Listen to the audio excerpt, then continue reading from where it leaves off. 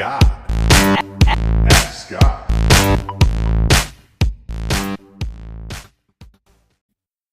Hi Scott, my name is Tim and I'm contacting you from over here in Thailand. I love listening to your show every week and I've learned a tremendous amount during the process of listening to you, so I really thank you for that. My question is in regards to hijacking. So I loved the show that you did recently with the ex-Amazon employee on the show, and it was very useful. My product is brand registered and it is also trademarked.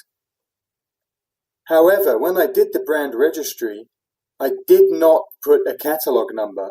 And so after contacting Amazon, they said what I need to do now is to delete my current listing, relist it with a catalog number, and then contact Amazon Brand Registry, and they will then register the brand and lock down the description and all the product content, which is what I want to do to avoid any hijacking as per the recommendation from your show. But I'm very nervous about deleting my current listing and then relisting it. Amazon are saying that all of your reviews are relevant to the ASIN, so there'll be no problem in deleting your current listing and then relisting it using the ASIN.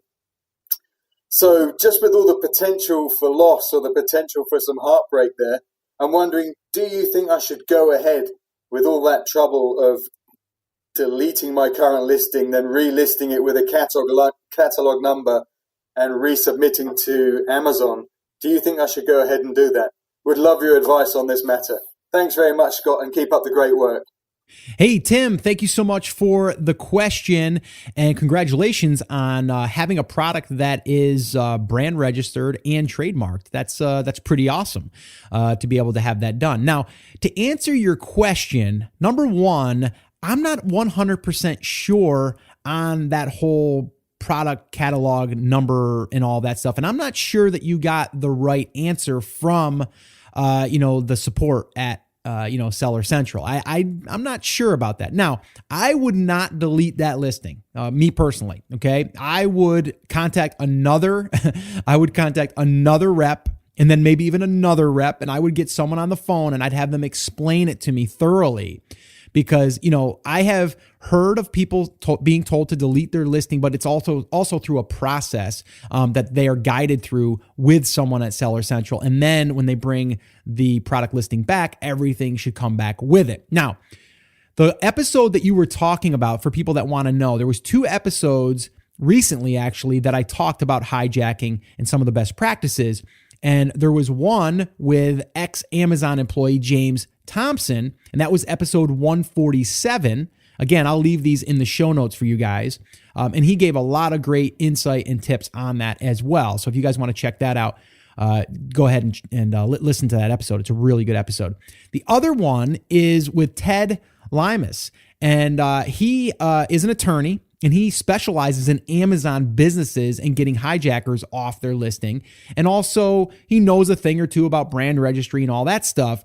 And that was episode 152. What I would probably recommend doing is contacting Ted. Okay, he's got a number there that you can contact him. Again, I'll leave it in the show notes. It's also on episode 152. I would contact him and ask him his advice, what you should do in this case. He's definitely more than happy to answer questions. You can either shoot him an email, you can call him on the phone. I would definitely reach out to Ted and ask him what he would do or what he suggests that you do.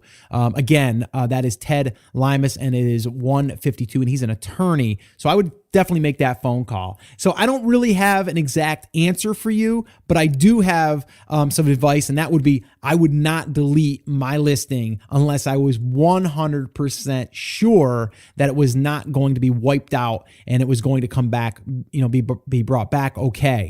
That would be kind of scary, and I could hear the fear in your voice. So I can definitely relate to that. So I would reach out to Seller support once again. Try to get someone on the phone. I would also reach out to Ted and I would ask his opinion on that as well. All right. So sorry I couldn't give you an exact answer. I feel for you. I do. But I think that we can definitely get to the bottom of this if you just take those, those two recommendations and follow up with that. I think you'll be fine. If you guys want to submit a question, head over to theamazingseller.com/ask, and you can do that. I want to also, again, remind you guys, if you're brand new and this is your first time to the show, I want to welcome you. I love hanging out with you guys. This is just awesome to be able to virtually connect like this. And that's why I love the Ask Scott sessions. But if you are brand new and you're just getting your feet wet and you don't understand the entire process, the entire business model, I would recommend attending one of my live free workshops. This is where I break it down for you in 5 phases: how to pick a market and a product, how to source it, how to do a pre-launch, how to do a launch, how to promote the product, and everything in between. We go over that on a workshop, and we go through every single thing. We also do live Q&A. So if you want to attend one of them, I would love to invite you to the next one, and you can register for the next one by heading over to theamazingseller.com/workshop, and you can register there for an upcoming workshop. Well, hey there. Thank you so much for listening to that episode of Ask Scott. Now, that was just a highlight from one of our full episodes where I generally answer 3 to 4 questions on a podcast. If you want to go back and listen to all of the past archives of not just the Ask Scott session, but all of the full episodes where I do interviews with top Amazon sellers, people starting from scratch and building a business, if you want to listen to any of those episodes, head over to theamazingseller.com and you can find all of that over there. You can also find details there on how you can ask your own question and get it aired on an upcoming Ask Scott session and possibly see it here on YouTube or just on the podcast. All right, so definitely head over to theamazingseller.com. There's tons of resources over there for you to be able to build your e-commerce and Amazon business. So definitely go check that out. Now, I just wanted to remind you one thing before I let you go. There's a lot of information out there and some of it is really, really good. What I want you to remember is you have to not just consume the information, you have to actually apply that information. So take this information that you learned here today and apply it to your business. And this way here, you can get results. As my shirt says, I wear it almost daily. Take action. We'll see you guys.